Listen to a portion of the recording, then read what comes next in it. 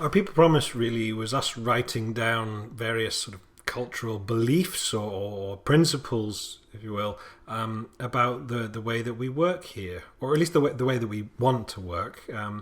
And historically, a lot of that understanding was implicit amongst the people because we had few enough individuals here that was possible. But we wrote it down as we continue to grow so that we can make it explicit, so that we can make it really clear to ourselves, to each other, and to any new people joining the organization where we stood on some of these sometimes thorny subjects, sometimes quite subtle subjects.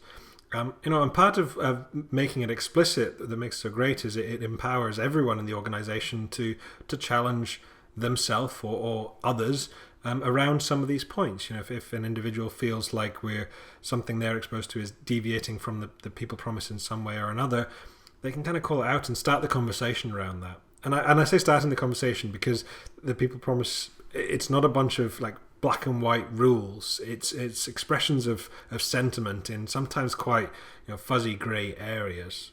One example is the statement that we hire with quality in mind, not quantity. And really what we're trying to express there is that for us, the quality bar, the capability of the people we have in this organization has to remain high. We want to be working with great people. Our clients want to be working with great people.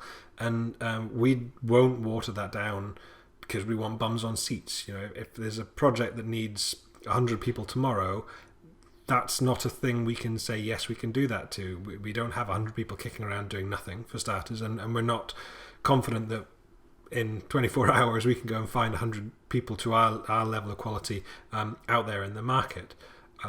So there are expressions like that, and part of what we ask of all our staff, because it really is something the people promise is sort of a mutual piece, that there's a statement of intent from the business, but also statements of how, like, what we ask of the individuals in the business to all do, or how to behave to make sure that we can live up to that.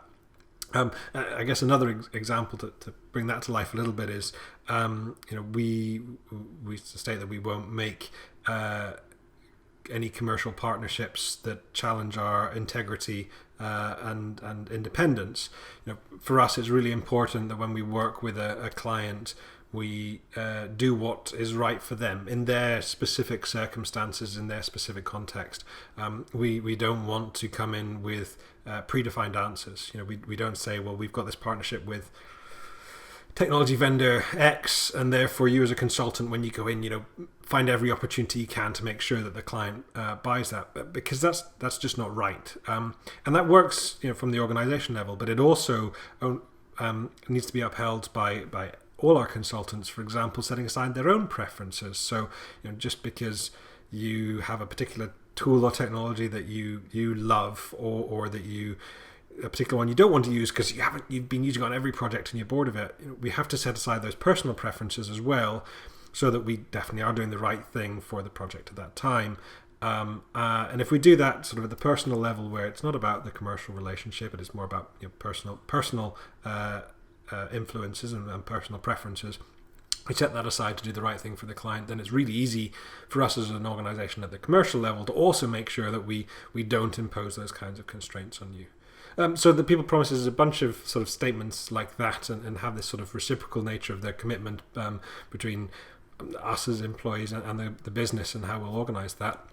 And like I've said, it gives us all an opportunity to challenge ourselves and each other, should we ever deviate from those kinds of things, and have a meaningful grown-up conversation about them.